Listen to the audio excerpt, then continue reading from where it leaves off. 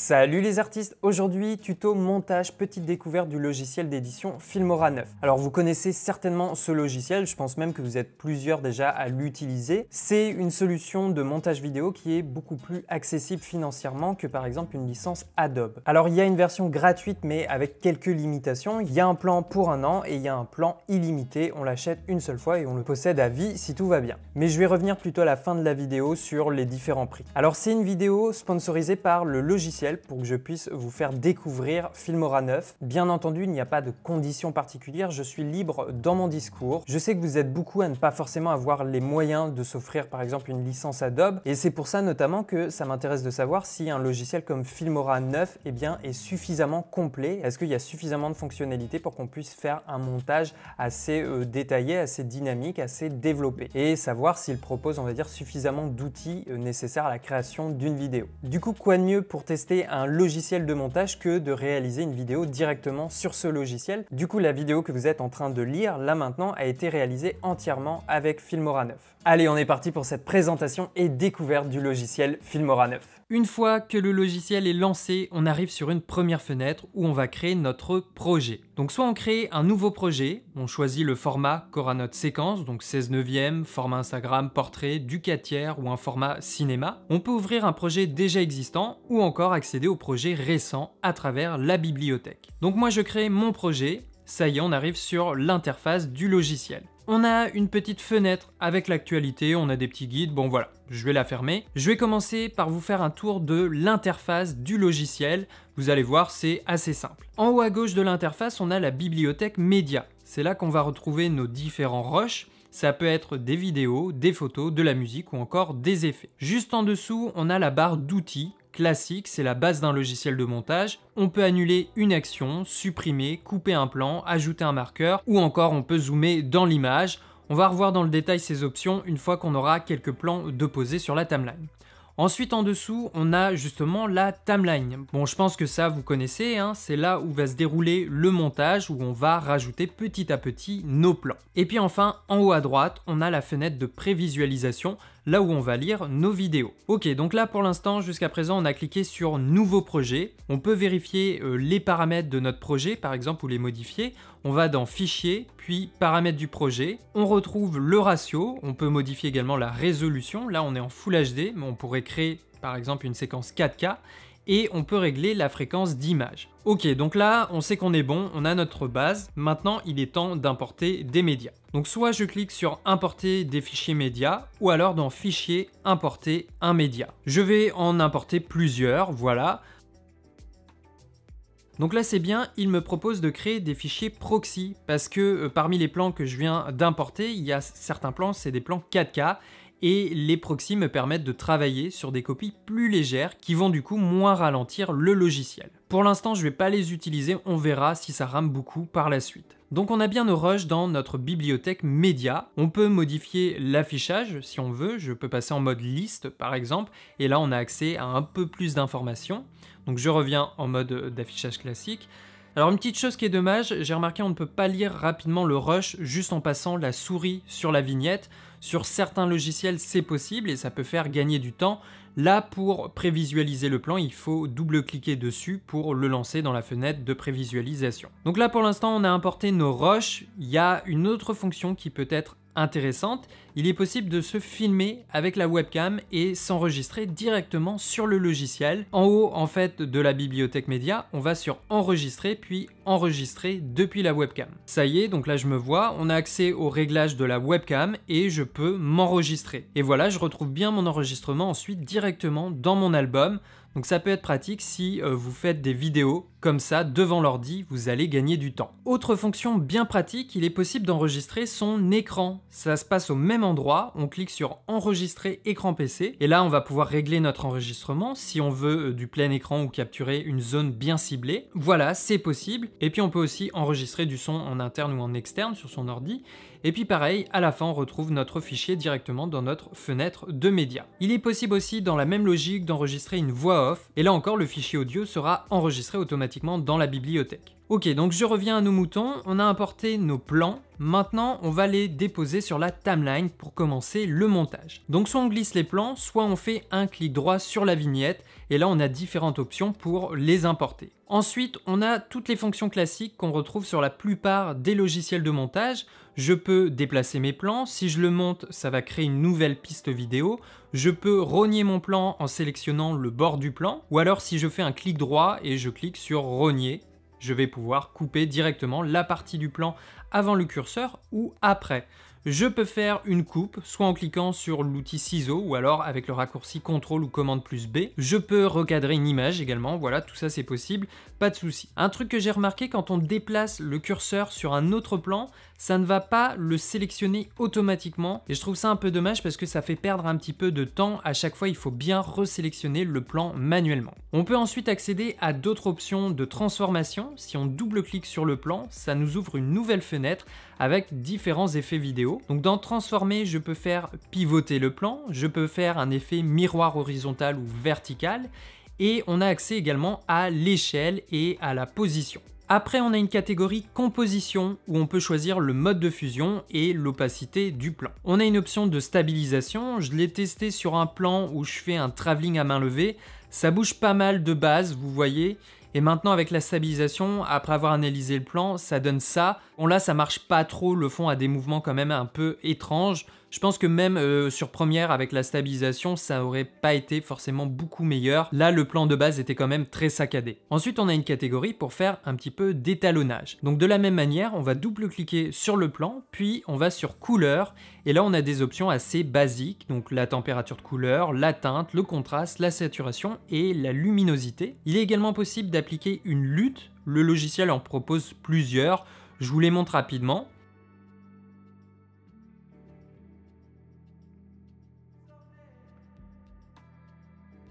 Voilà, peut-être que certaines peuvent être intéressantes. Donc là c'est le menu simplifié on va dire. Maintenant, si on veut accéder à un peu plus d'options, on va aller sur Avancer et là on a une nouvelle fenêtre qui s'ouvre. Il est possible de la mettre en plein écran et là on a beaucoup plus de paramètres. On a un histogramme, la balance des blancs, la catégorie lutte, un menu couleur avec un peu plus de paramètres. On a l'exposition et la vibrance qu'on n'avait pas tout à l'heure. Et puis c'est bien, on a aussi les hautes lumières, les basses lumières, les blancs et les noirs. On a aussi la catégorie pour retoucher par couleur et teinte, donc ça c'est plutôt pratique.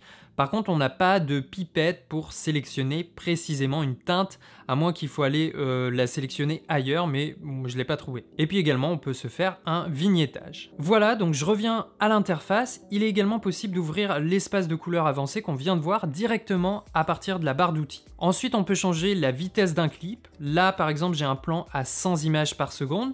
Je le pose sur la timeline. Je fais un clic droit, je vais sur vitesse et durée, et là je vais pouvoir ralentir mon plan par exemple de 4 fois. Et donc j'ai bien du slow motion.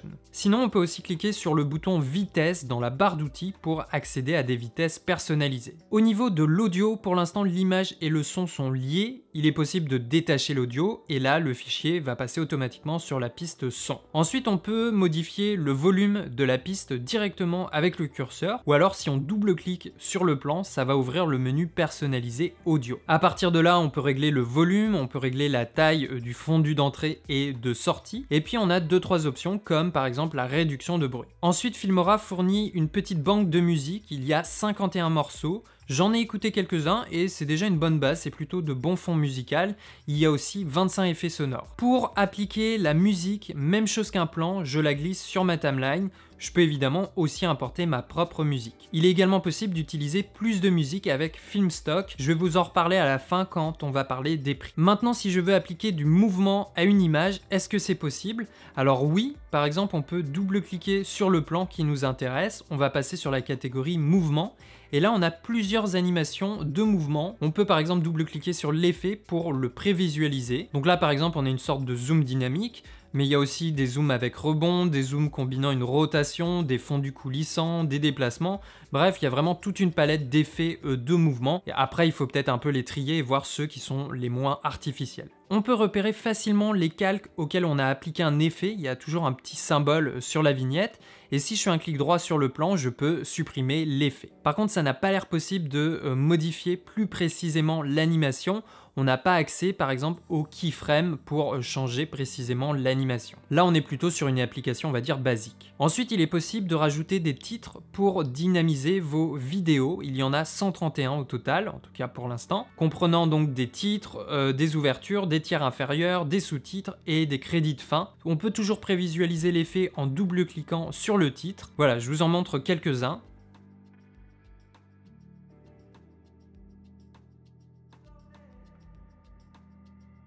Ensuite, on glisse l'effet sur la timeline et à partir de là, eh bien, je peux agrandir mon calque texte. Si je double-clique dessus, ça va m'ouvrir la fenêtre de pré-réglage et donc je vais pouvoir modifier mon texte, changer la police, modifier la taille, la couleur du texte. Si je clique sur avancer, j'arrive sur un menu encore plus détaillé.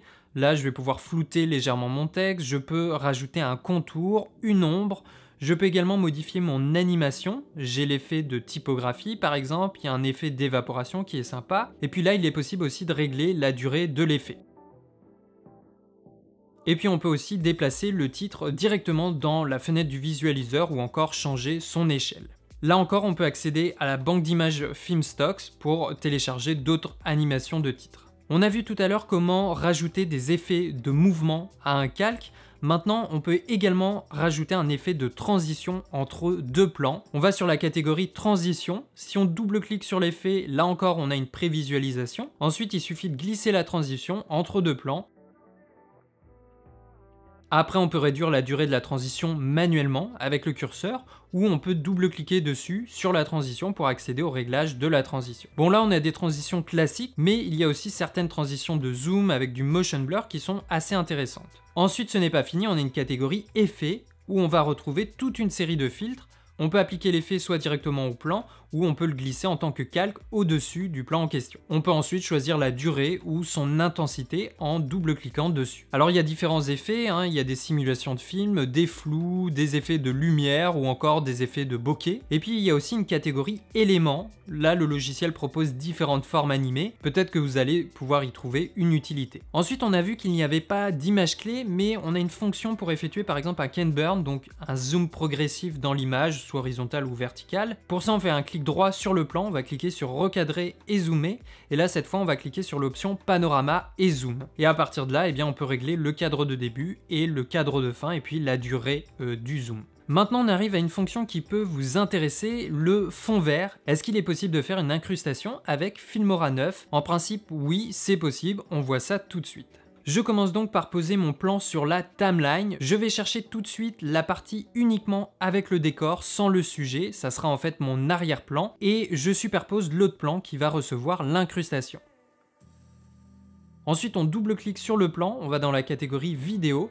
Et cette fois-ci, on va activer l'option Chroma Key. Par défaut, on est sur un vert idéal, mais je vous recommande d'utiliser la pipette et de sélectionner le vert réel de votre scène. Et puis ensuite, l'objectif avec les différents paramètres qui sont proposés, c'est de faire disparaître entièrement le fond vert. Bon là, moi, c'était un plan en extérieur, en plein soleil, donc j'ai pas une lumière très homogène sur le tissu, mais on va essayer de faire au mieux. Je vous conseille aussi de cocher la couche alpha. En fait, ça permet de séparer le vert des autres couleurs sous forme de nuances de noir et blanc.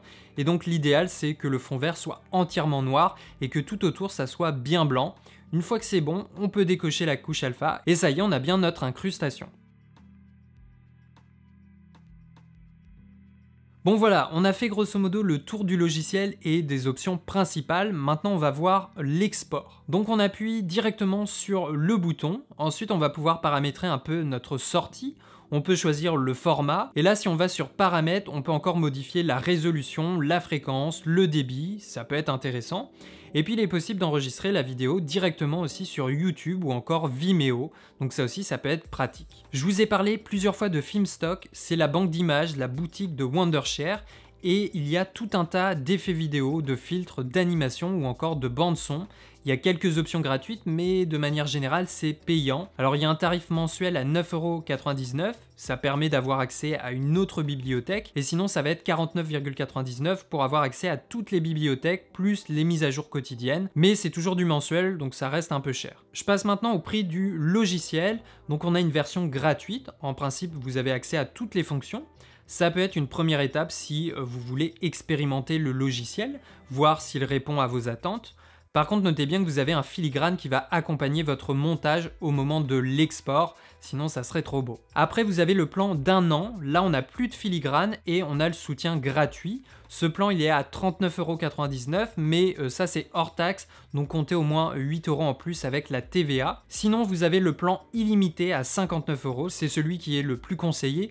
Comptez là encore également 12 € au niveau de la TVA. Donc là par contre avec ce plan vous l'achetez une fois et vous l'avez de manière illimitée à vie. Et sinon il y a encore un plan qui combine à la fois le plan d'1 an pour Filmora 9 plus un plan standard à Filmstock dont on vient de parler justement. Et puis vous avez aussi la possibilité de faire une demande d'achat en volume, vous aurez une réduction, il faut juste contacter Wondershare. Donc voilà, maintenant je finis par vous donner mon avis sur le logiciel. Je vais vous parler tout de suite du prix. Forcément c'est une solution plus abordable et tentante qu'une licence Adobe par exemple. Si je pouvais payer mes logiciels une seule fois à 60 €, ça serait complètement fou. Voilà, je pense que Filmora 9 est quand même très abordable pour les débutants. C'est peut-être aussi un logiciel plus intéressant si vous faites du montage de manière occasionnelle plutôt que de partir sur d'autres logiciels qui seront peut-être plus compliqués. Dans l'ensemble, je suis assez surpris positivement. C'est vrai que comme ça, le logiciel a l'air assez complet. Je pense qu'il y a vraiment toutes les fonctions de base auxquelles on peut s'attendre sur un logiciel de montage. Là, par exemple, j'ai monté entièrement cette vidéo sur Filmora. Alors, j'étais un petit peu plus lent que par exemple sur Premiere Pro parce que c'est pas forcément les mêmes raccourcis et j'ai beaucoup plus l'habitude du logiciel Adobe. Mais dans l'ensemble, j'ai plutôt bien aimé l'interface du logiciel. Je trouve qu'il est assez intuitif. Alors moi, j'ai quand même l'habitude de faire du montage, mais même pour les débutants, je pense que vous allez vite vous y retrouver. Ce que j'aime bien aussi sur le logiciel, c'est que par défaut, il propose quand même pas mal d'effets, de filtres, de transitions, d'animation de titres ou encore d'intro ou de générique de fin. Bon, bien sûr, tout ça, c'est à trier, mais au final, il y a quand même pas mal d'outils pour réaliser un montage assez dynamique et varié. On a vu qu'on pouvait faire de l'incrustation, donc si vous tournez beaucoup avec un fond vert, eh bien, c'est possible. Au niveau des points négatifs, en tout cas des petites gênes occasionnées ou des petites hésitations, je trouve la barre d'outils un petit peu pauvre. Par exemple, on a assez peu d'outils de sélection. Sur Premiere, par exemple, j'ai un outil qui me permet de sélectionner tous les plans devant le curseur.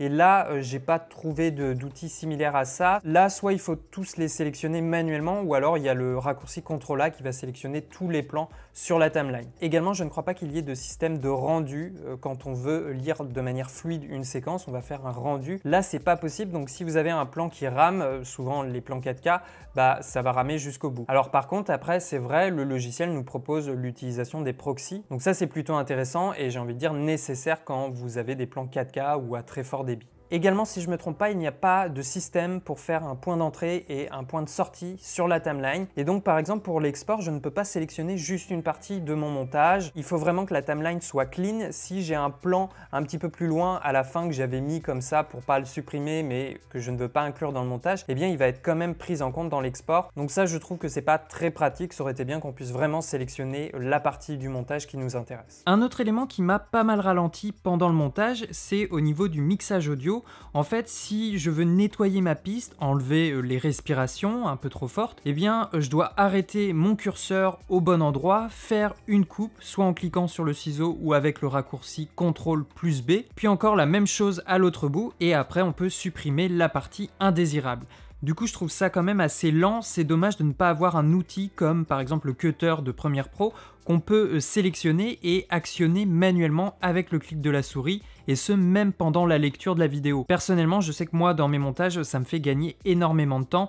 Là, pour effectuer une action de coupe, on est obligé d'avoir le curseur figé, donc la vidéo arrêtée. Il y a aussi un autre élément dont je n'ai pas parlé tout à l'heure, il est possible de déposer des images clés sur la piste audio. Pour ça, on double-clique sur la piste, puis on va cliquer ici pour créer une image clé. Donc par exemple, si je veux diminuer cette respiration qui est un peu trop forte, je peux créer mes images clés, donc là je vais en créer 4, puis ensuite je vais diminuer manuellement le volume et je peux adapter la position également de mes images clés. Donc ça c'est pratique, c'est plutôt cool que ça soit disponible sur le logiciel. Après c'est dommage de ne pas avoir un outil pour créer cette image clé directement sur la piste avec un clic, comme c'est par exemple possible avec l'outil Plume sur Premiere. Bon, vous allez peut-être me dire que là je chipote un peu, mais je sais que moi personnellement c'est toutes ces petites actions et fonctionnalités qui vont me faire gagner beaucoup de temps au final sur le montage, donc c'est quand même assez important.